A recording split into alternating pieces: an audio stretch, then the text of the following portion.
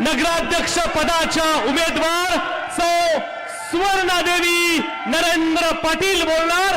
जोरदार हात वर करून टाळी वाजवायची आणि त्यांचं स्वागत करायचं। धन्यवाद।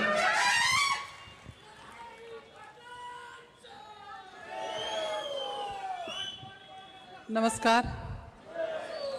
छत्रपती शिवाजी महाराज, डॉक्टर बाबासाहेब आंबेडकर, क्रांतीज्योती सावित्रीबाई फुले, यशवंतरावजी चव्हाण यांच्या प्रतिमेस अभिवादन करून सातारा नगरपालिकेचे जे बिगुल वाजलेलं आहे, सातारची जनता चार्ज झालेली आहे आणि या नगरपालिकेच्या निवडणुकीचं नेतृत्व ज्यांनी हातामध्ये घेतलेले आहे असे आमचे राष्ट्रवादीचे प्रदेश अध्यक्ष माननीय शशिकांतजी शिंदे साहेब, ओबीसी नेते सन्माननीय जानकर साहेब, आत्ताच ज्यांनी भाषण केलं ते लक्ष्मणराव माने साहेब, आमच्या वर्षातही आहेत, राहुल पवार आहेत, नरेश देसाई, सुषमा राजे, असलमजी तडसरकर, समिंद्रा जाधव, राजेंद्री शेलार, रजनीताई पवार, राजकुमारजी पाटील, अर्चनाताई देशमुख, तेजस्विनी केसरकर आणि इथे जमलेले सर्व पत्रकार बंधू आणि जमलेले बंधू आणि भगिनींनो, सातारकरांना प्रश्न पडलाय की सातारची नगरपालिकेची निवडणूक लागली आहे आणि अचानक सुवर्णाताईंना काय झालं? इतके दिवस भारतीय जनता पार्टीचं काम केलं, अगदी तळाकाळ जिथं खडकाळ भाग होता तिथं कमळ फुलवलं आणि अचानक हा शेवटच्या क्षणी घेतलेला हा निर्णय, असं काय घडलं? तर खरं सांगायचं म्हणजे आम्ही भारतीय जनता पार्टीचं काम खूप केलं, पदाधिकाऱ्यांनी केलं, तळागाळापर्यंत कमळ फुलवण्याचा प्रयत्न केला, पण आमच्यावरती कांड झाला। आम्ही काम करतो म्हणून आम्हाला उमेदवारी नाकारली। आम्ही नगराध्यक्षाच्या रेसमध्ये कधीच नव्हतो, पण आम्हाला रेसमध्ये जनतेने आणलं आणि हेच काही व्यक्तींना मानवलं नाही। आमचं प्रभागातलंही तिकीट गेलं, वॉर्डावॉर्डातले फोन यायला लागले, ताई 12 वाजले, फॉर्म कधी भरायचंय? अजून मी म्हटलं अडचण आली आहे, जरा काही प्रॉब्लेम आहेत। तिकिटाचं काय झालं? मी म्हटलं त्याच्यातच जरा प्रॉब्लेम आहे, तुम्ही वरिष्ठांना फोन करा, तुम्ही तिकीट मिळालं पाहिजे, तुम्हाला अपक्ष फॉर्म भरा। त्यांनी मला प्रभागातल्या लोकांनी ऑप्शन सांगितले, पण ताई तुम्ही ह्या वेळेला आमच्या नगरसेविका म्हणून आमच्या वॉर्डामध्ये तुम्ही आम्हाला पाहिजे। खरं तर असं वाटलं की थोडं थांबावं, नको आपल्याला ते राजकारण आणि नको काही समाजकारण। खूप खचल्यासारखं वाटत होतं, कारण ज्या ठिकाणी मी काम केलं त्या ठिकाणी मला इतका त्रास होईल मला असं वाटलं नाही। वरिष्ठांनी खूप सांगून बघितलं, देवेंद्रजी असतील, सुधीर भाऊ असतील, नितीनजी गडकरी साहेब असतील किंवा गोपीनाथराव मुंडे असतील, यांच्याबरोबर मी काम केलेली व्यक्ती आहे, त्यामुळं मला असं वाटलं नाही की माझ्यावर ही वेळ येईल। पण पुन्हा एकदा नव्याने ज्या वेळेला वॉर्डातले मेसेजेस यायला लागले त्यावेळेला मात्र मी ठरवलं आता थांबायचं नाही, कारण समाजाला आपली गरज आहे आणि आपल्याला आता थांबून चालणार नाही। तर आपल्याला शशिकांतजी शिंदे साहेब यांच्यासारखं नेतृत्व, आपल्याला त्यांच्याखाली काम करायचं आहे। म्हणून मी खरं पुन्हा एकदा उठून उभं राहिले। तुम्हाला खरं वाटायचं नाही, बरोबर 3 वाजले होते, माझा अर्जही भरून झाला नव्हता, कारण एका पक्षातनं दुसऱ्या पक्षात जायचं म्हणजे काय मानसिकता असेल लक्षात घ्या तुम्ही। 2009 सालापासून मी काम करणारी व्यक्ती, पक्षाने मला संघटनात्मक खूप मोठ्या मोठ्या जबाबदाऱ्या दिल्या, पण इथं जे काही प्रकारचं माझ्याशी कांड झालं ते मी विसरू शकणार नाही। पुन्हा एकदा नव्याने मी समाजासाठी पुन्हा एकदा उभी राहिले आणि मला आता असं वाटलं की समाज माझ्या पाठीशी आहे, त्यामुळे मला कुणाला भ्यायची गरज नाही। माझी लढाई आहे ही स्त्रीच्या आत्मसन्मानाची आहे, माझी लढाई आहे ही सातारच्या विकासासाठी आहे. माझी लढाई आहे ह्या युवा पिढीच्या भविष्यासाठी आहे. माझी लढाई आहे ह्या झोपडपट्टीच्या विकासासाठी आहे. माझी लढाई आहे ही बेरोजगारी जी सातारमध्ये आहे ते त्याच्या विरुद्ध लढाई आहे. त्यासाठी सातारकर मला नक्कीच साथ देतील हा आत्मविश्वासही मला आहे. मला विकास करायचा आहे. मला नवीन सातारा बघायचं आहे. ज्या वेळेला मी 33 वर्षापूर्वी लग्न करून आले त्यावेळेलाही असाच राजवाडा आहे. रस्ते तसेच आहेत. बाजारपेठात एखाद दुसरा मजला कुठेतरी वाढला असेल पण बदल काय झालेला मला दिसलेला नाही आहे. आमची मुलं पुण्या मुंबईत शिकायला जातात. शैक्षणिक व्यवस्था व्यवस्थित नाही आहे. रोजगार नाही आहे. MIDC ठप्प आहे. 10-15 हजारात काय भागतो? एखाद्याचा संसार भागतो का 10-15 हजारामध्ये? पण तरी पण जी मुलं अगदी ज्यांना इलाजच नाही अशी मुलं इथं फक्त आहेत. जे पेन्शनर सिटीचं हे सातारा शहर आहे तो ठपका अजूनही तसाच आहे. पण आता आपण थांबायचं नाही. तुम्ही आत्ता थांबला तर तुम्ही 5 वर्ष थांबाल आणि विकासही सातारचा 5 वर्ष थांबणार आहे. मी एवढं आपल्याला सांगू इच्छिते. तुम्ही आत्ता नाही बदलला तर परत कधीही तुमची मानसिकता बदलाची राहणार नाही. खूप मोठ्या लोकांच्याकडे आपण पाहतो. मला काही ठेकेदार व्हायचं नाही. मला कुठलं टेंडर घ्यायचं नाही.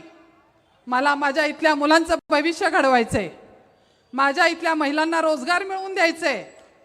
आणि मला हे सातारा शहर जी माझी कर्मभूमी आहे ती कर्मभूमीमध्ये मला एक चांगलं काम करून नाव कमवायचं आहे.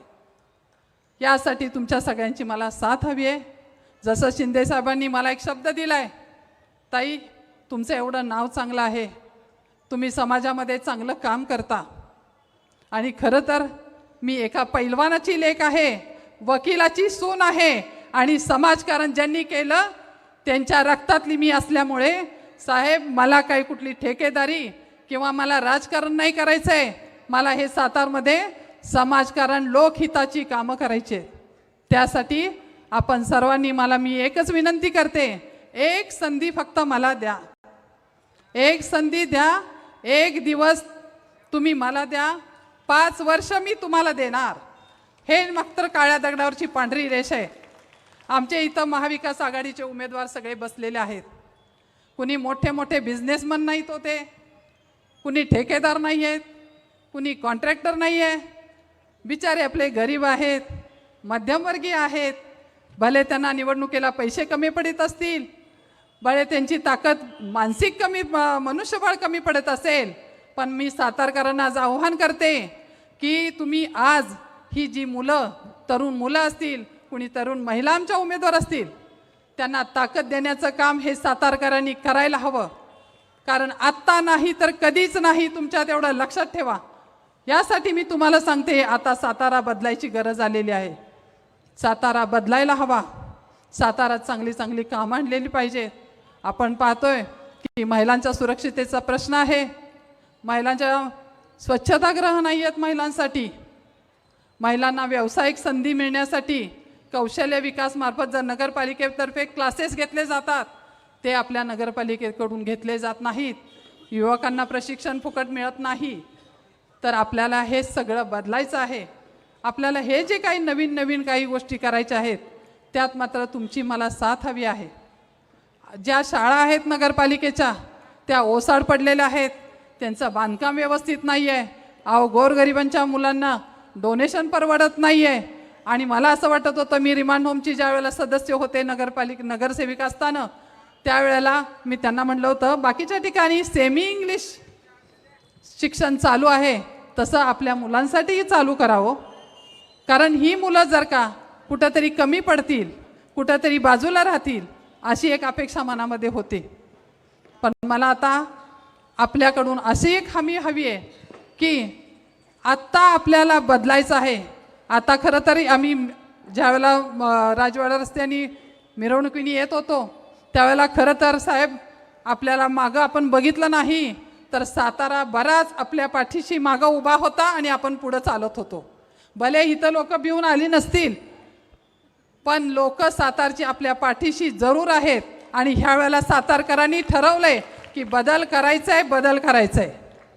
यासाठी आमचे महाविकास आघाडीचे जे काही उमेदवार असतील ज्या वॉर्डामध्ये त्या वॉर्डामध्ये सर्व सातारकरांना विनंती आहे की त्यांनी सहकार्य करावं.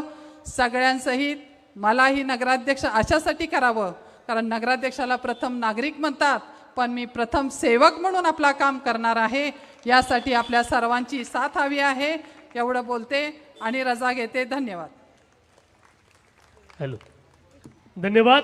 यानंतर आपल्या सर्वांशी बोलतायत बहुजनांचा सुपुत्र, महाराष्ट्राचा नेता झाला आणि बहुजनांना एकसंग करून इथल्या युगपुरुषांचा विचार जनता जनार्दनापर्यंत पोहोचवायला लागला. ते आपल्या सर्वांचे लोकप्रिय नेते महादेवजी जानकर साहेब. मी आपणास विनंती करतो की सातारच्या जनता जनार्दनाला आपण संबोधित करावं.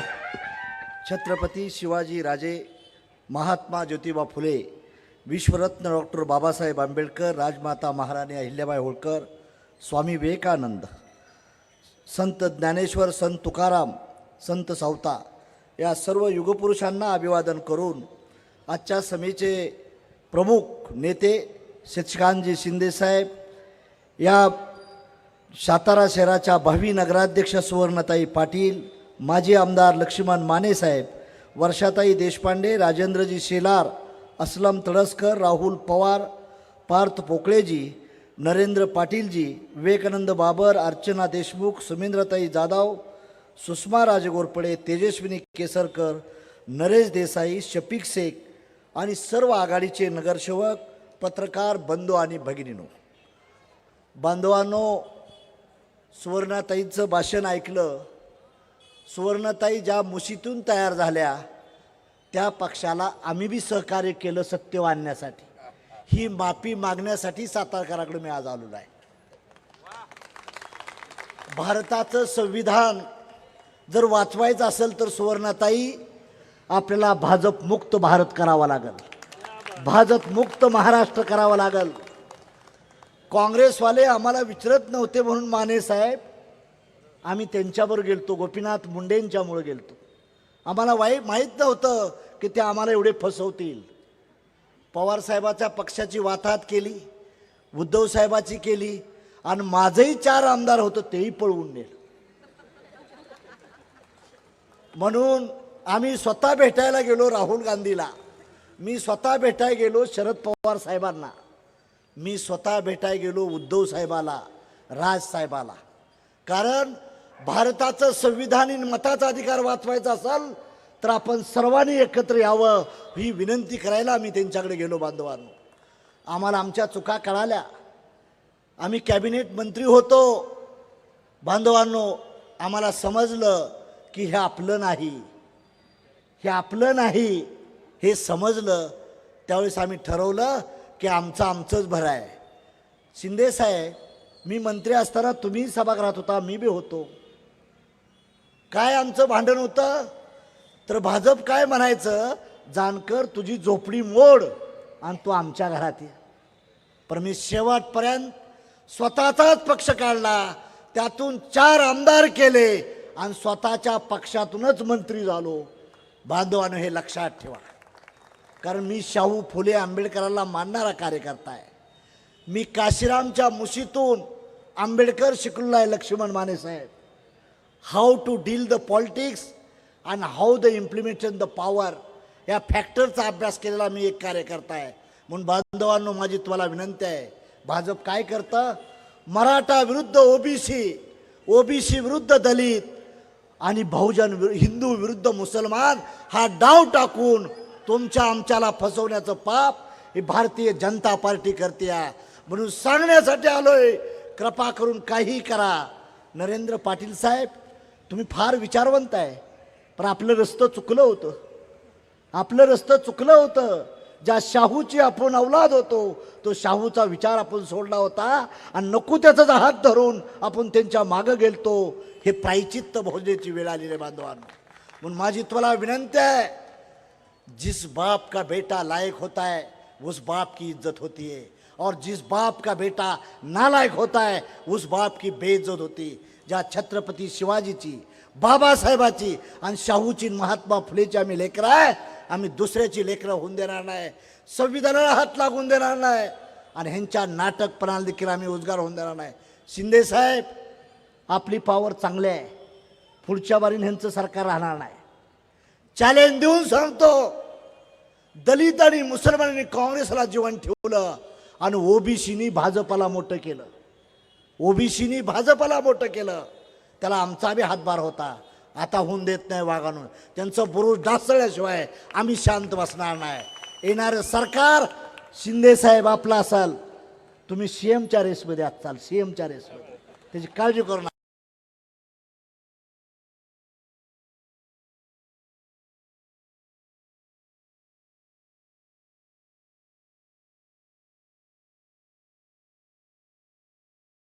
मस्ती विचारल्याशिवाय राहणार नाही, मस्तीच जिरवणार यांची तुम्हाला सांगतो.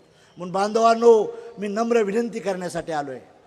तुतारीच्या चिन्हावर उमेदवार उभा आहेत, हातावर काही उमेदवार आहेत आणि मशालीवर काही उमेदवार आहेत. हे महायुतीच्या उमेदवारांना संधी द्या, संधीचं सोनं करू. सातारा हा शौर्याचा जिल्हा आहे. सातारा जिल्ह्यानं नेते देश लेवलला दिलं.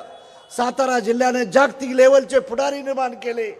ज्या शिवाजी राजांची भूमी आहे, ज्या महात्मा फुलेंची भूमी आहे, ज्या बाबासाहेबांनी 70 बाजारमध्ये राहिले आणि ह्याच शिक्षण संस्थेत घेतलं, त्या बाबासाहेबाची भूमी आहे.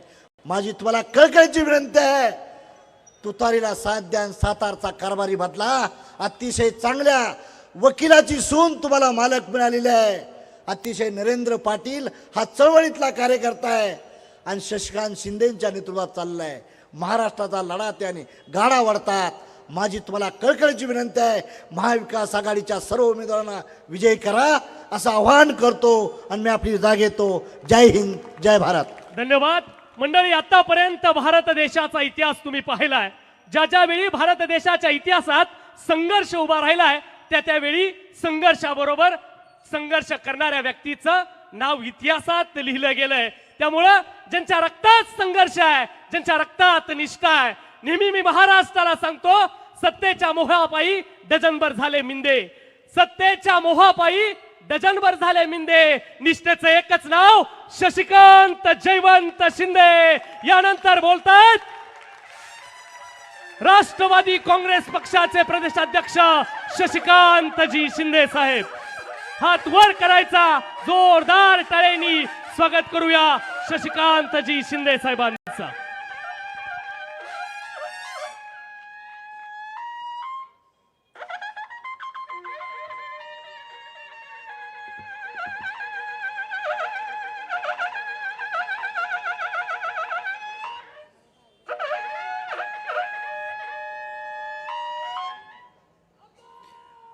तुतारीवाल्याला सुद्धा हुरूप आलेला आहे.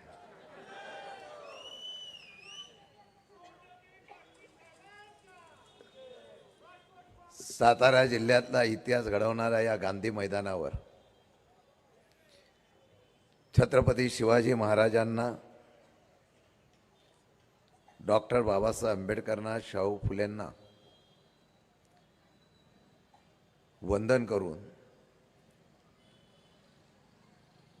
आज सातारा जिल्ह्यातल्या सातारा नगरीच्या परिवर्तनाची आज सभेला उपस्थित असलेले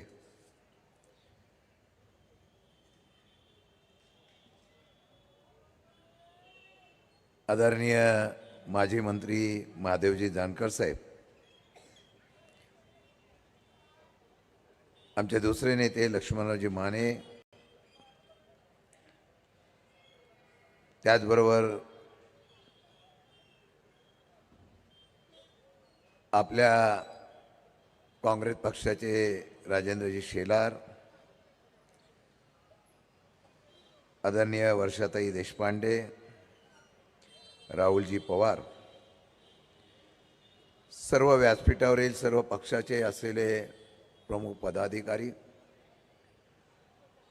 उपस्थित बंधू भगिनींना आणि माझ्या पत्रकार मित्रांनो,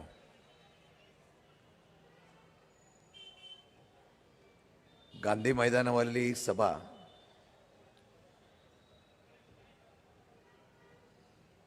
छोट्या कार्यकर्त्यांच्या ताकदीवर भरवायची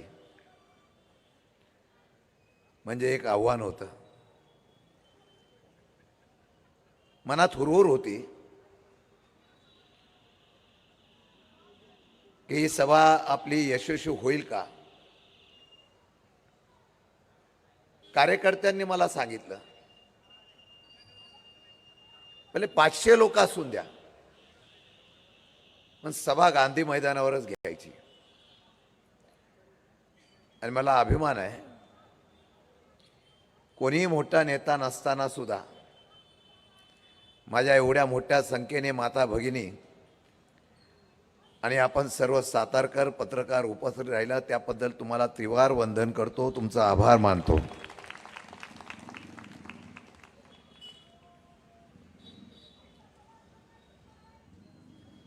सातारा नगरपालिकेची निवडणूक लागलेली आहे. महाविकास आघाडीच्या उमेदवारांची या ठिकाणी तुतारी, मशाल, पंजा या चिन्हावर आपण निवडणुकीला समोर जातोय.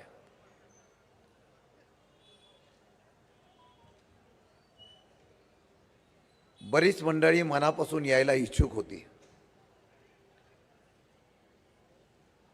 पण सातारचं ज्याचा उल्लेख अनेक लोकांनी केला, मोकळा श्वास घ्यायला सुद्धा ज्याला परवानगी लागते,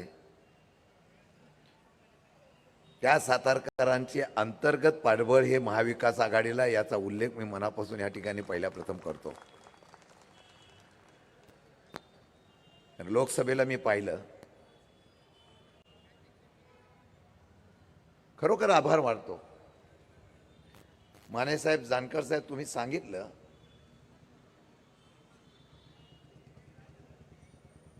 की बूथवर सुद्धा कोणी नव्हतं, पण लोकांनी येऊन मतदान केलं. ते निवडणूक आयोगाला जरा उशिरा कळलं, तुतार्यानी पिपानी. नंतर आता ते निवडणूक आयोगाने ते चिन्ह रद्द केलं. जर त्यावेळेला पिपानी नसती तर सातारकरांच्या मनातला खासदार सुद्धा निश्चितपणाने झाला असता. मगाशी बऱ्याच लोकांनी उल्लेख केला, हे आव्हान आहे. या साताराच्या राजकारणामध्ये जर बघितलं गेलं तर राजेंद्रजी, आपली हद्द सोडून कोणी दुसरीकडे जात नाही. कारण आपल्या हद्दीमध्ये सर्वजण सुरक्षित राहिले पाहिजे आणि एकमेकांना सहकार्य केलं पाहिजे, अशा प्रकारची भूमिका सातारच्या राजकारणामध्ये अनेक वर्षापासून आहे.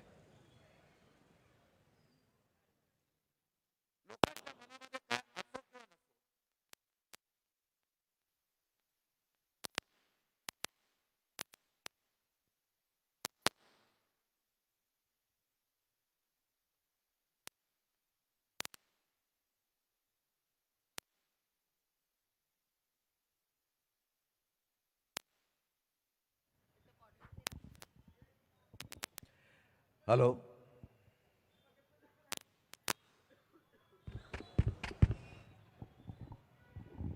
लोकांच्या मनामध्ये याच्यात पण गडबड दिसते.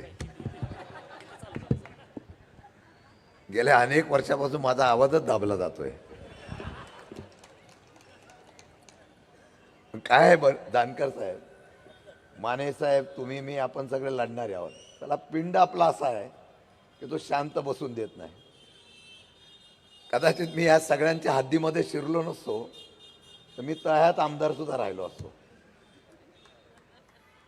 पण विचार असतात, कोणीतरी लोकांसाठी काहीतरी केलं पाहिजे. ही लढाई काय नगरपंचायतीची आणि नगरपालिकेची नाही, ही लढाई तत्वाची आहे.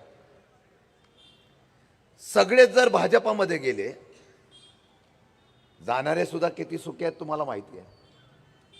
सहनही होत आहे आणि सांगता येत नाही अशी परिस्थिती सध्या सगळ्या मित्रपक्षाची आहे.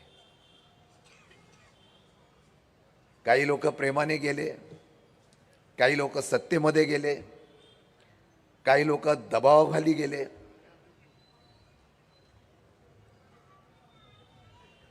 आणि सगळेच जण गेल्यानंतर सामान्य जनतेचा आवाज कोण उठवणार, हा प्रश्न जसा देशामध्ये आहे, जसा राज्यामध्ये आहे, तसा साताऱ्यामध्ये सुद्धा तोच प्रश्न आहे. आणि म्हणून या असलेल्या विरोधाला कोणीतरी वाचा फोडली पाहिजे. आणि ते वाचा फोडण्याचं काम यावेळेला सुवर्णा पाटीलांच्या आणि माझ्या असलेल्या सर्व महाविकास आघाडीच्या उमेदवाराच्या माध्यमातून आम्ही या जनतेकडे करण्यासाठी आलेलो आहे. मला माहिती आहे लढाई सोपी नाही, लढाई अवघड आहे. ही सुरुवात आहे. कोण काय ताम्रपट घेऊन आलेला नाही. मला माहित नाही उद्या विजय होईल का नाही, पण या गांधी मैदानावर सांगताना मला एक अभिमानाने सांगावं लागेल. या देशामध्ये आणि राज्यामध्ये ज्या पद्धतीने सत्याचा आणि सत्तेचा वापर केला जातो, त्याच्या विरोधामध्ये लढण्याची चिंगारी कोणी उभी केली असेल, या आमच्या शिलेदारांनी या गांधी मैदानामध्ये केली, याचा मला निश्चितपणाने अभिमान असेल. शेवटी निर्णय लोकांनी आणि जनतेने घ्यायचा आहे. निवडणूक फक्त नगरपालिकेच्या बद्दल मर्यादित नाही हो. निवडणूक देशाच्या आणि राज्याच्या असलेल्या हुकुमशाहीच्या विरोधातली आहे. जानकर साहेब, तुम्ही सुद्धा त्या ठिकाणी गेला होता. लढवाई हा माणूस आहे हो. ओबीसी समाजासाठी लढणारा माणूस ज्यावेळेला सत्तेमध्ये गेल्यानंतर, त्यावेळेला सत्तेमध्ये वापर केल्यानंतर त्यांना कळून आलं की आपला नुसता उपयोग होतो आणि आपल्याबद्दल नुसता पर्याय काढला जातो. असा स्वाभिमानूस उभा राहिला आणि पहिल्या प्रथम बंडाचा झेंडा या पक्षाच्या सत्तेच्या विरोधात कोणी घेतला तो जानकर साहेबांनी घेतला.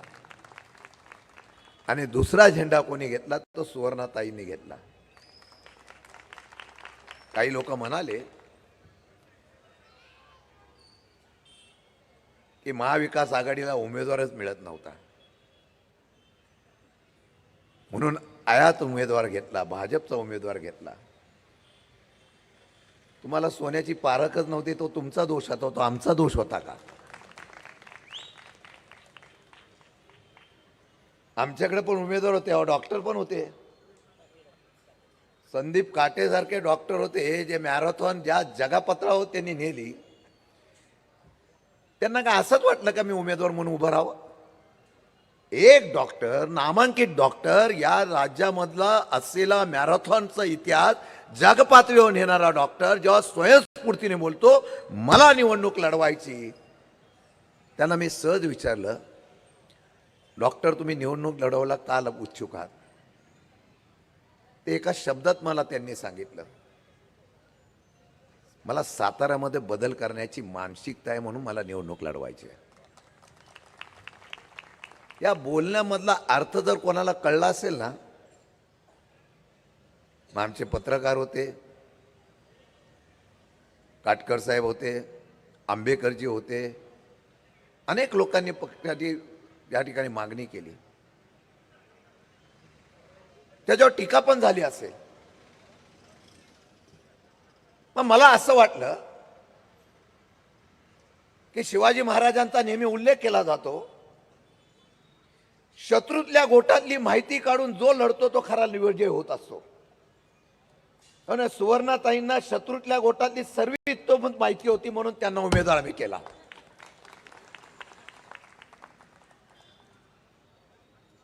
हल्ली भाजपला प्रामाणिक कार्यकर्ते राहिलेलेच नाही. मगाशी त्यांनी सांगितलं 20-20-10, ओरिजिनलला 10, बाकीच्यांना 20-20, फक्त 6. पुढच्या वेळा तेवढे पण राहतील का ना शंका आहे. पण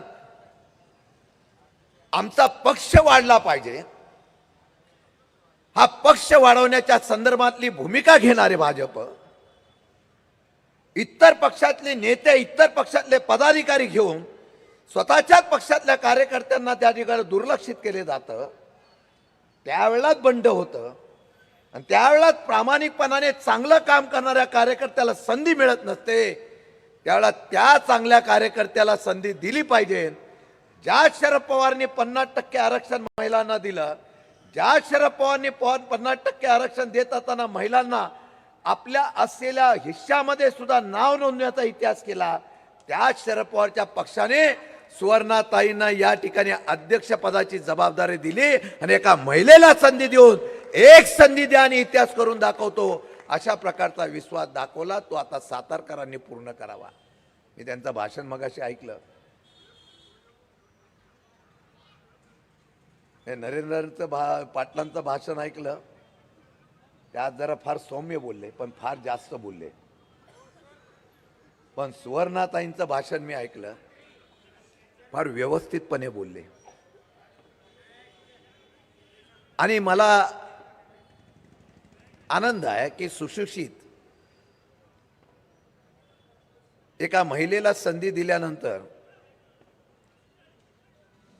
निदान सातारकरांच्या असलेल्या अपेक्षेला पूर्तता करण्याचा प्रयत्न त्या करतील एवढा विश्वास मला निश्चितपणाने या ठिकाणी आहे.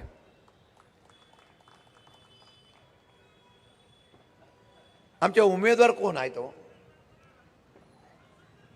याचा उल्लेख बाकीच्या पक्षाच्या उमेदवाराबद्दल मी बोलणार नाही, पण नुसतं भाजपमध्ये अन्याय झाला नाही हो. अनेक वर्ष एका नेतृत्वाच्या पाठीमागे प्रामाणिकपणाने उभे राहिलेले कार्यकर्ते, अहोरात्र त्यांच्यासाठी जीव देणारे कार्यकर्ते, ज्या वेळेला संधी येते त्यावेळेला एक दोन लोक आपल्या स्वार्थासाठी त्या पूर्वीपासून निष्ठेने काम करणाऱ्या एका नेत्याच्या, महाराजांच्या बरोबर सेवक म्हणून काम करणाऱ्या एका नेत्यांना संधी येते तेव्हा बाजूला करण्याचा प्रयत्न होतो. असा अन्याय सुद्धा या ठिकाणी असलेल्या आघाडीमधल्या एका नेतृत्वाच्या माध्यमातून त्या कार्यकर्त्यावर निश्चितपणाने झाला. आणि म्हणून या सर्व कोटीचा विचार करत असताना आमचे कोण आहेत उमेदवार? हा अमर गायकवाड काय मोठ्या घरातला नाही, आंबेडकरी चळवळीतला कार्यकर्ता आहे.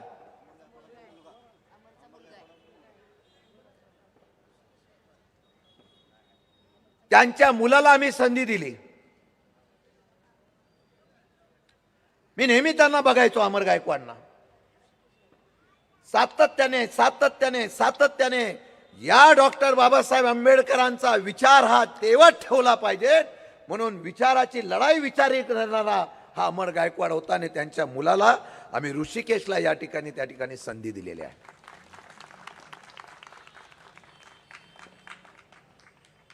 ही आमची पूजा बनसोडे आहे, चळवळीतली कार्यकर्ती आहे, गरीब घरातली आहे, पैसा नाही आहे पण यांच्याकडे. पण तिने सांगितलं मला लढायचं आहे. मी बोललो तू आमच्याकडे का आली?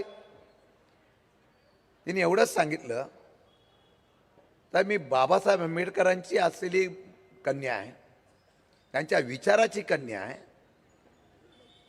आंबेडकर चळवळीला, आंबेडकरांच्या असलेल्या विचाराला जर कोण त्या ठिकाणी बाजूला करण्याचा प्रयत्न करत असेल तर त्याच्या विरुद्ध लढण्यासाठी माझ्यासारखी कन्या इथं उभी राहणार आहे. त्यानंतर सचिन बाबूराव बागल आहे, अनेक कार्यक्रमाला, अनेक कार्यकर्त्यामध्ये, सार्वजनिक कामामध्ये काम करणारा कार्यकर्ता. चंदन सोपानराव जाधव म्हणून आहे, साधा कार्यकर्ता आहे. थोड्या थोड्या कार्यकर्त्यांनी, मंडळांनी काम करत करत ह्या दोघा तिघांनी आपलं एक वलय निर्माण केला आणि त्यांना वाटलं मला तरी कधीतरी नगरसेवक व्हावं. त्यांनी इच्छा व्यक्त केली. कारण काय अनेक वर्ष तेच लोक असल्यामुळे आम्ही ठरवलं यावेळेला लोकांना नवीन संधी देऊया आणि त्या ठिकाणी त्यांना संधी दिली. रजिया शेख म्हणून आहेत, माझ्या निवडणुकीला फार घराघरामध्ये पोहोचल्या होत्या, पळत होत्या. सामाजिक कार्यकर्त्या, त्यांना आम्ही संधी दिली. बचत गटातून त्यांनी चांगलं काम केलेलं आहे. दयानंद नागटिळक आहे, फार धडपड्या कार्यकर्ता आहे. रितेश अनुल लाड आहे. कोण असं वाटतो का तुम्हाला ही लोक उभी केलेली आहेत त्यातला कोण कॉन्ट्रॅक्टर ठेकेदार वगैरे असं वाटतोय का? तसं असतं तर घाला चैन बिन काय हातामध्ये मनगटामध्ये सगळं असतं. लक्ष्मी राठोड आहे, हा आमचा राठोड कार्यकर्ता आहे, बंजारा समाजाचा, पण धडपड आहे. त्याच्या मंडळींना त्या ठिकाणी संधी दिली. आयशा शेख आहे,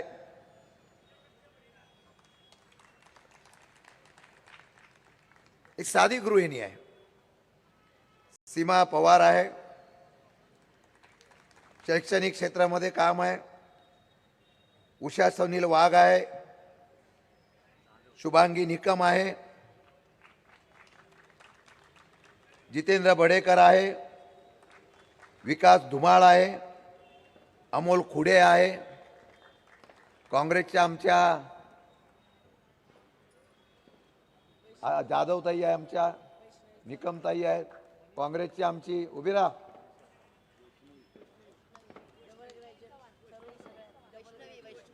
वैष्णवी चव्हाण, डबल ग्रॅज्युएट आहे.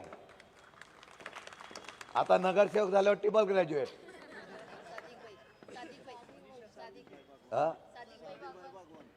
बागवानताई, बागवान आमचा हा पण उमेदवार आहे. त्यानंतर आमच्या मनीषा उभ्या आहेत.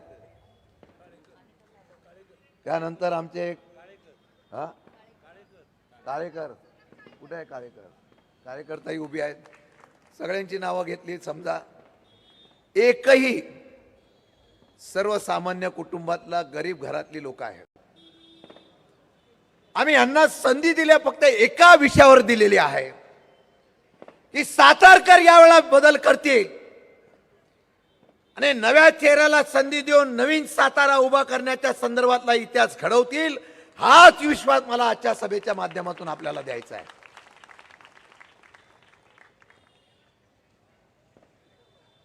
जसा नगरीचा आणि साताराच्या असलेल्या प्रश्नासंदर्भामध्ये जे सांगितलंय मी त्याच्यावर काय वेळ घालवणार नाही.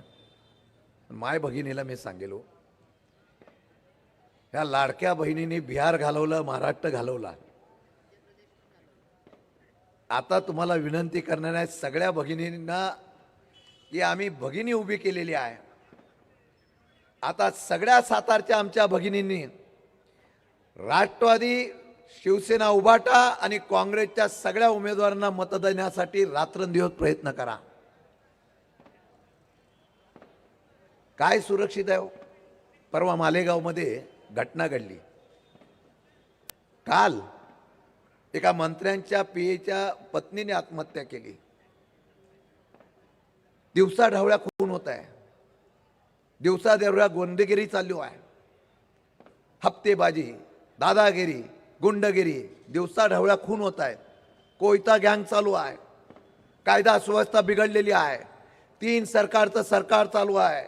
जानकर साहेब, सरकार पण असं चालू आहे की प्रत्येक जण निवडणूक आल्यानंतर व्यासपीठावर बोलतो की चावी माझ्या हातात आहे. छायला अवघड आहे. अर्थमंत्री असलेले उपमुख्यमंत्री म्हणतात मला मतं दिली नाही तर पैसे मी देणार आहे, निधी देण्याचा अधिकार मला आहे. लगेच नगरविकास मंत्री म्हणतायत ते खातं माझ्याकडे आहे.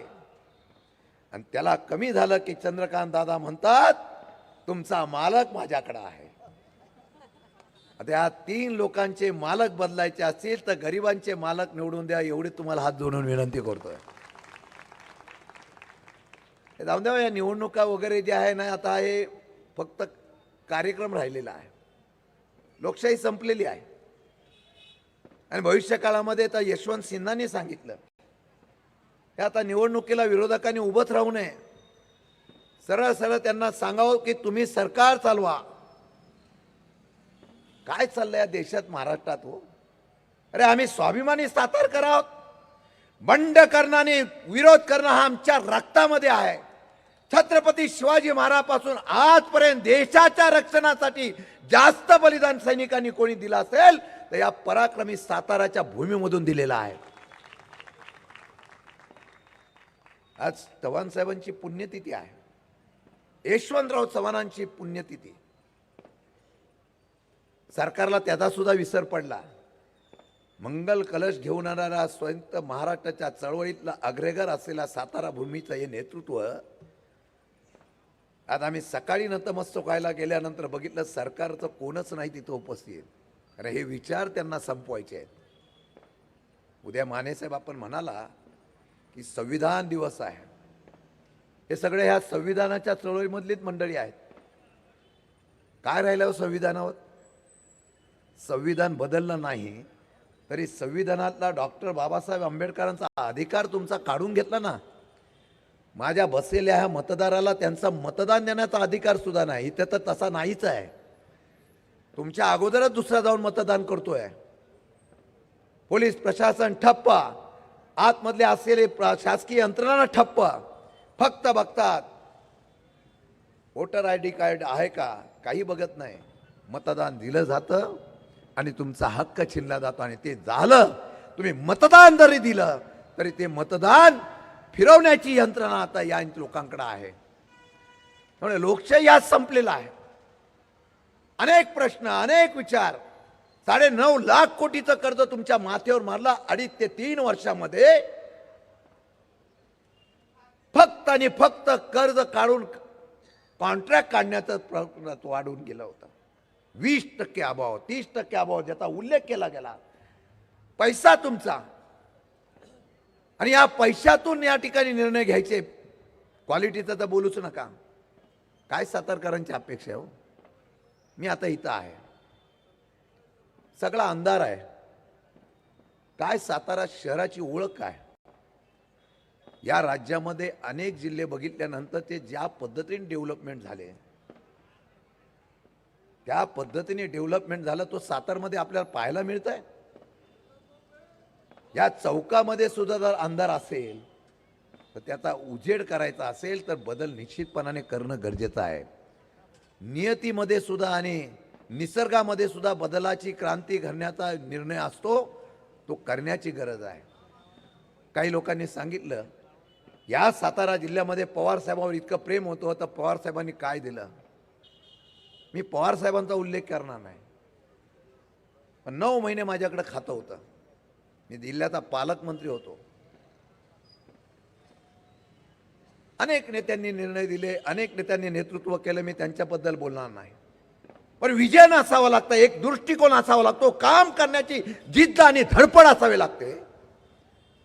हे मेडिकल कॉलेज आलं ना जानकर साहेब, मी अगदी देवाची शपथ घेऊन सांगतो 9 महिन्याच्या कालावधीमध्ये 2 निर्णय मी फार मोठ्या प्रमाणात घेतले होते. एक मेडिकल कॉलेज आणि तीर्थक्षेत्र आणि टुरिझम. हे त्या काळामध्ये आलं आहे. अजून मला कालावधी जास्त मिळाला असता ना तर सातारा काय असतो हे शशिकांत शिंदेने 100% दाखवून दिला असतं. पण धडपडणारे, आवाज उठवणारे, तळमळतीने काम करणारे ह्यांना नको आहे. मग षडयंत्र होतं आणि सगळे एकत्र येऊन मग कार्यक्रम करतात. मी आज तुम्हाला एकच विनंती करणार आहे. मी काल गेलो, साधी गोष्ट आहे, साधी. मी गरिबांच्या वस्तीमध्ये गेलो. मी फलटणला गेलो. मी फलटणला सुद्धा उमेदवार उभे केले. मी वाईला केले, पाचगणीला केले, महाबळेश्वरला केले, सगळीकडे केले. बरे 4 राहो 5 राहो. मी राज्याचा अध्यक्ष आहे म्हणून मी गेलो नाही, परंतु उभे केले ते साधे कार्यकर्ते केले, मेड्याला केले. आमचा राजू वगैरे इथं बसलाय बघा. साधे कार्यकर्ते केले. पण का केले की कार्यकर्त्याला आज संधी नाही दिली तर कधी देणार. आणि म्हणून मी तुम्हाला सांगतो, काल मी एका ठिकाणी प्रचाराला उशीर आलो. मला पोचायचं होतं लवकर. मी एका वस्तीमध्ये ताई आणि आम्ही सगळे गेलो. एवढे तुम्ही दिग्गज नेते आहात ना, दिग्गज, मी क्षमा मागतो, मी तुमचा काय अनादर करणार नाही, पण फक्त तुमचा मतासाठी वापर केला जातो आणि तुम्ही मत द्याल हे गृहीत केलं जातं. वाईट वाटतं.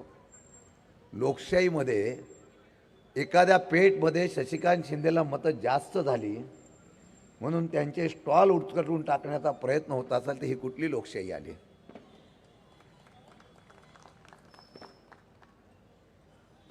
हे भाजपने हे जात धर्म वगैरे सगळं उभं केलेलं आहे. हे असंच करणार. भविष्य काळामध्ये तुम्हाला कुठल्याही प्रकारचा मोकळेपणाने आवाज उठवता येणार नाही. मग मुस्लिम असो, दलित असो, कोणी असो, हिंदू असो, ओबीसी असो. का ओबीसी नेता बाजूला झाला हो? त्याचा वापर त्याच समाजाचा फक्त केला. आजही सुप्रीम कोर्टामध्ये केस आहे. 50% वरती आरक्षण देण्याच्या बाबतीमधले सुप्रीम कोर्टाची बंधन असताना सुद्धा या सरकारने 57 आणि 52% वरती आरक्षण दिलं. ते जर 27% आरक्षण जर कमी झालं तर ओबीसी समाज नाराज होईल म्हणून तारीख पे तारीख देण्याचा प्रयत्न होत असेल, या समाजाला तुम्ही फक्त झुंजवत ठेवण्याचा प्रयत्न करता. मी त्या वस्तीमध्ये गेलो, त्या वस्तीची काय असेल चूक? ते गरीब आहेत. हे बीव्हीजीच्या माध्यमातून इथे कॉन्ट्रॅक्ट दिला गेला, घरांची योजना दिली, झोपडपट्टी निर्मूलन अशा प्रकारचा योजना काढली गेली. 8 वर्ष झाला तो प्रस्ताव दिला. 30,000मध्ये घर घेतलं. साहेब, फक्त स्ट्रक्चर उभं केलं, पाणी नाही, लाईट नाही, टॉयलेट नाही. त्या माझ्या माता भगिनींना आजही त्या शौचालयात जायचं झालं तर दुर्दैव आहे या साताऱ्यामधला. मी मुद्दाम या भगिनींना सांगतो की त्यांना तिथे जाताना सुद्धा दरवाजे नाहीत, अशा प्रकारची भीषण परिस्थिती आहे. काय सातारा तुम्ही विकसित केलेला आहात? तुम्हाला त्यांच्याकडे बघायची वेळ नाही, कारण तुम्हाला रस्ते करायचे आहेत, तुम्हाला प्रगती करायची आहे.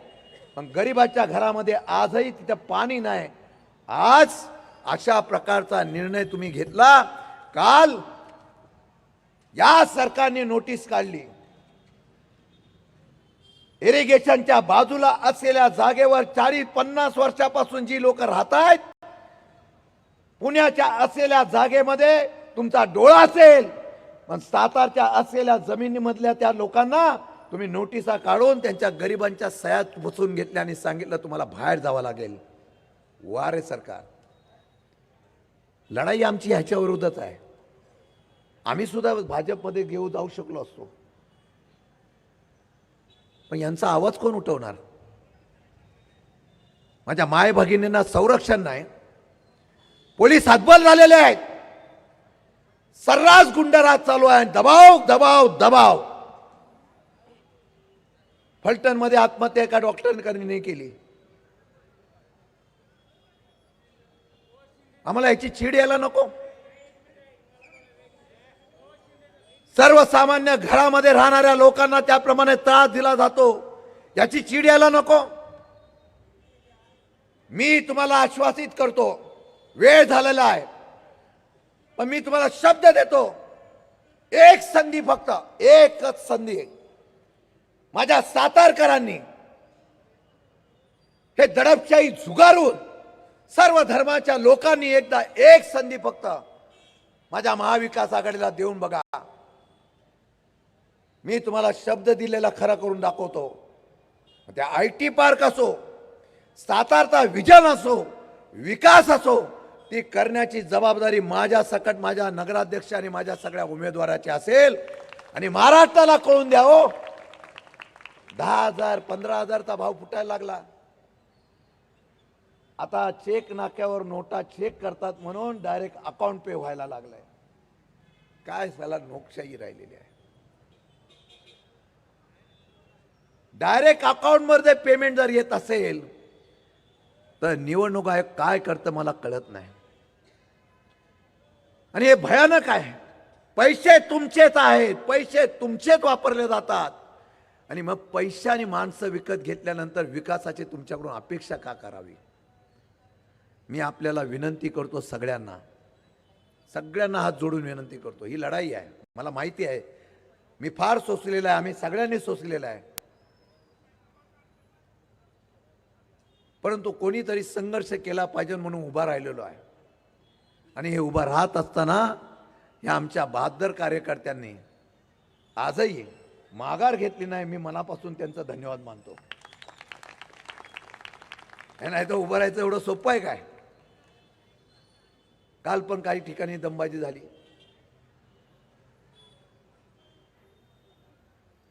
साताऱ्यात राहायचं का नाही? एकदा सगळ्यांना सातारच्या बाहेर काढून टाका.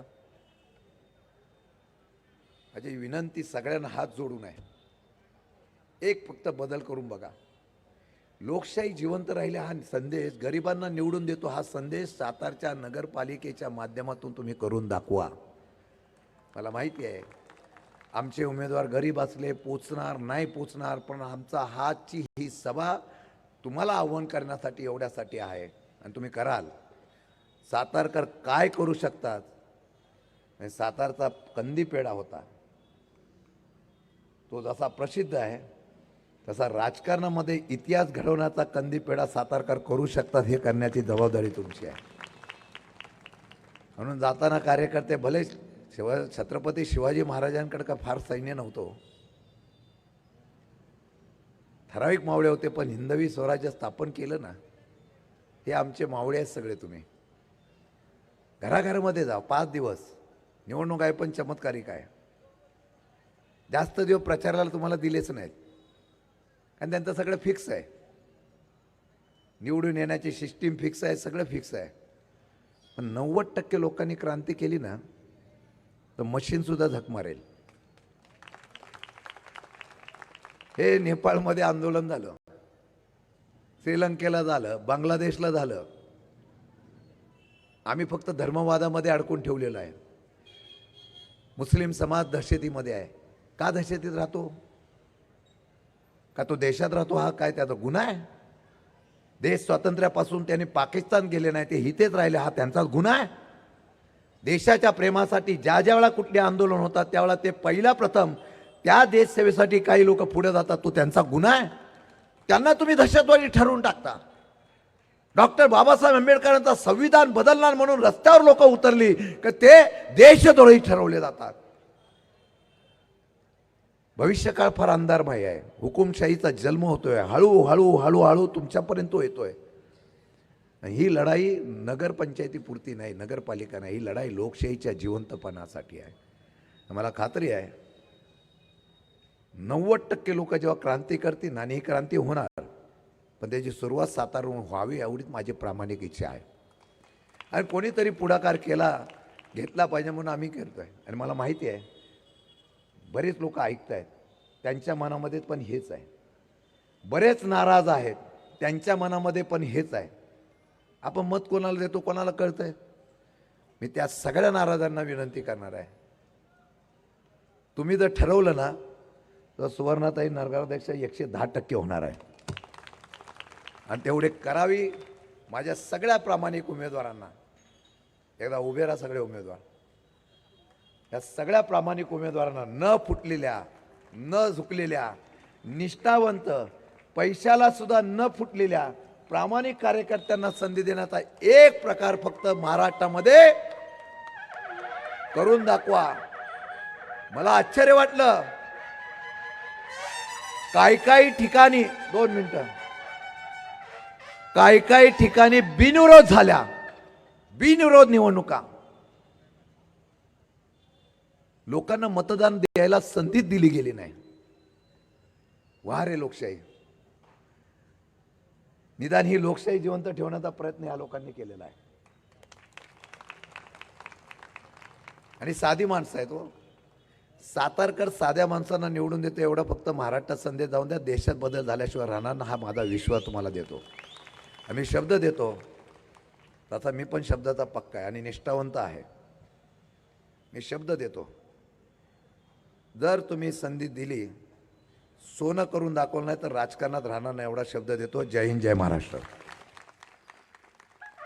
धन्यवाद